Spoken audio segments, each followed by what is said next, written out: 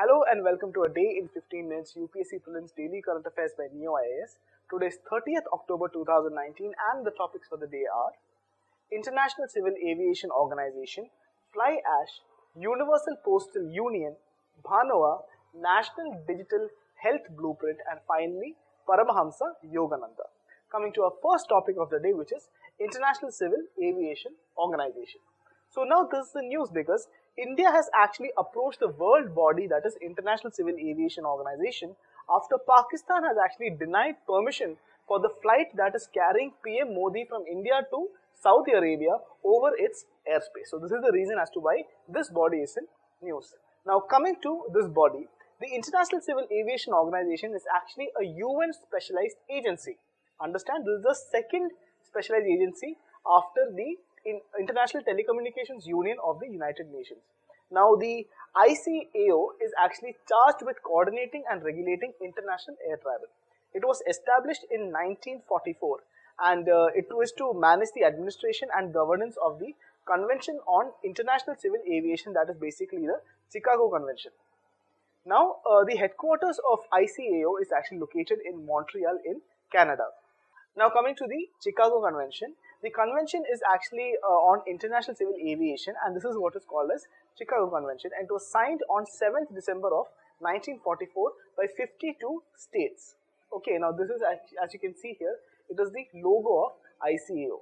Alright, now coming to the next topic of the day, which is fly ash. Now fly ash has been in news because the Supreme Court has notified the center and others on a plea for the ban on dumping of fly ash in water bodies in Madhya Pradesh. Now, coming to fly ash is actually an end product of combustion during the process of power generation in coal-based thermal power plants. Now, actually speaking, understand they are micron-sized earth elements. You know, they basically contain silica, aluminium, and iron. Okay, almost all of the fly ash, it includes, substantial amounts of silicon dioxide, that is SiO2, aluminium oxide, that is Al2O3, and calcium oxide, that is CaO. And there are other materials also which is composed in fly ash. Now talking a little bit more about this, in the modern coal-fired power plants, fly ash is generally captured by electronic precipitators or other fine particulate filtration equipments. Okay, and this is done before actually the gas reaches the chimney of that plant. Now, depending upon the source and composition of the coal being burnt, the components of fly ash will vary considerably. Alright, now coming to the environmental concerns as far as fly ash is concerned, fly ash definitely will cause air pollution because it's very small micron sized particles, so it is particulate matter in 2.5 or PM10. Now, it also causes contamination of water and other soil systems, and the wet disposal of fly ash could lead to leaching of heavy toxic metals to the underground water system. So this is the major concerns. Now coming to the recyclable uses of fly ash. Now fly ash can be used as a replacement for some of the Portland cement contents or concrete. So basically it can be used in the making of concrete. Now it has been used in the production of bricks for building construction, and the central government has made it mandatory for the use of fly ash bricks in construction activities, that is within the 500-kilometer range of a thermal power plant. Now one thing is very important that you have to note down here is that Maharashtra became the first state in the country to adopt a fly ash utilization policy. This here is the image of the hump of fly ash. Now coming to the next topic of the day, which is Universal Postal Union. Now this is in news because in a unilateral decision, Pakistan has stopped exchange of postal mails with India since August 27th. So coming towards the Universal Postal Union, it's a specialized agency of the United Nations and was established in 1874. Now it is the second oldest international organization worldwide after the International Telecommunications Union. It has 192 members and its headquarters is located in Bern in Switzerland. Now India joined the UPU in July of 1876, that is way before the known India that we have today.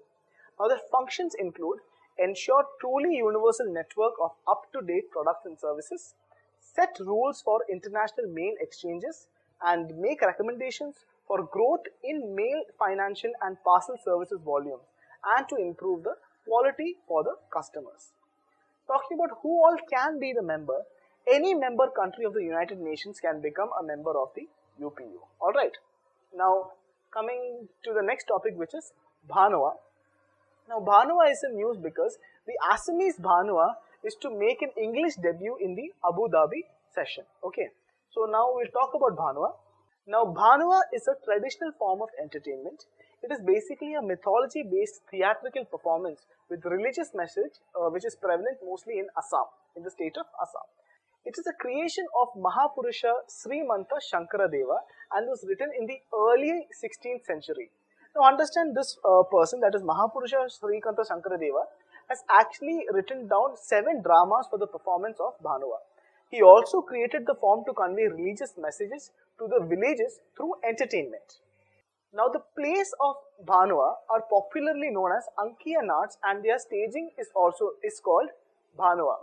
Now Bhanua is generally staged at Shatras, which is the institutional center associated with Vaishnavism, and Namghars, that is the prayer houses in Assam. So 2 places, that is the Shatras and the Namghars. Now it played a major role in the Neo-Vaishnavite movement that Shankaradeva started in Assam. Now the Bhanuas are written in Assamese and in another language which is called Brajavali. Okay. Now Brajavali is a language created by Shankaradeva and also is a literary language which is limited to the theatrical usage in Assam. Now here you can see an image of the Bhanua. Now coming to our next topic, which is National Digital Health Blueprint. Now this is in news because the chairman of the National Digital Health Blueprint Committee has submitted the final NDHB report. Now talking about this report, the recommendations of the report is given to the Ministry of Health and Family Welfare, and it has shown that the implementation angle of the National Health Policy of 2017. Now it is the biggest step of Government of India towards achieving the goal of universal health coverage with the impetus to digital healthcare component. Now coming to the National Digital Health Blueprint. Now it will help in providing a common platform for the integration of existing applications in health domain and data which has existed in public health facility or in private healthcare facility in the country.